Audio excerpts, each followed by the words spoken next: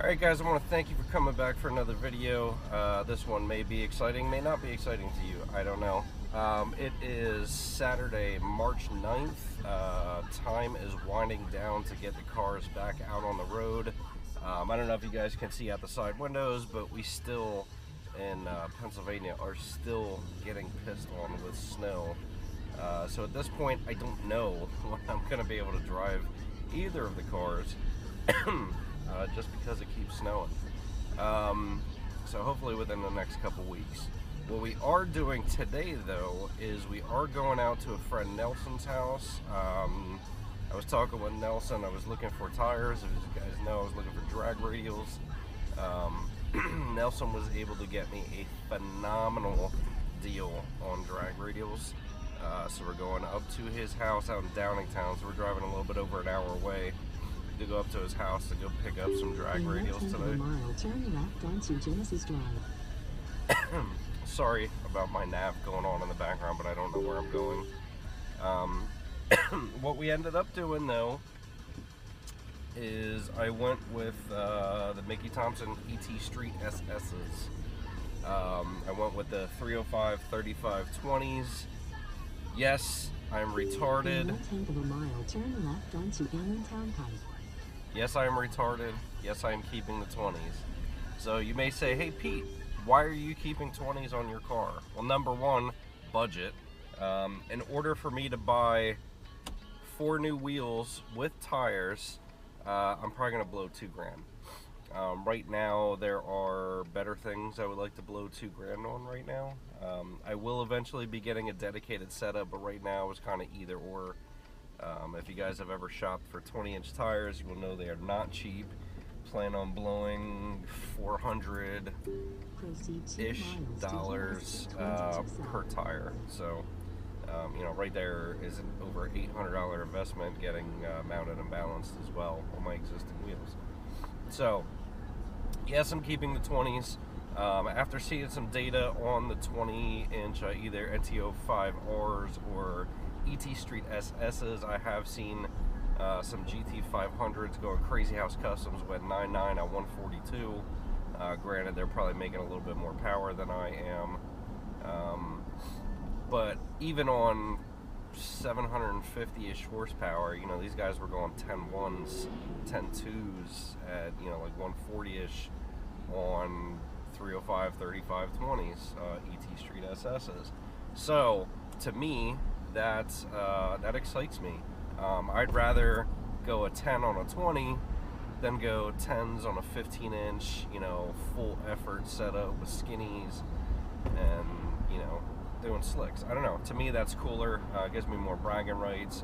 If I could roll a couple people in the streets with 20s, you know, coming to play on my donk Shelby wheels, then, you know, to me that's a lot cooler than showing up on a 15-inch drag radial setup or 15-inch slick setup with skinnies and, you know, looking like I came out to play. The whole intent is to not make it look like it's a full effort deal. So I am hoping that I can do it with that. So I was going to go with the NT555Rs. Personally, I have never heard great things about the 555Rs until getting into the GT500 community.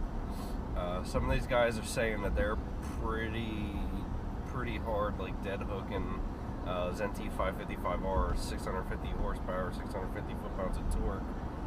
These guys are saying that they're hooking them, so I don't know. Maybe they aren't that bad. Maybe it's user error. I don't know. I do see a lot of people use NT555Rs, even the guys around me.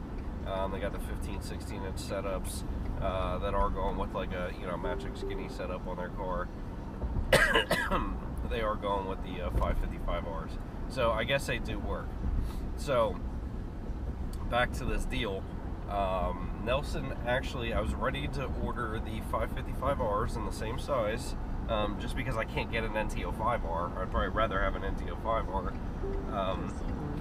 But they did not have the NTO5Rs in my size, so it was 555R or the ET Street SS.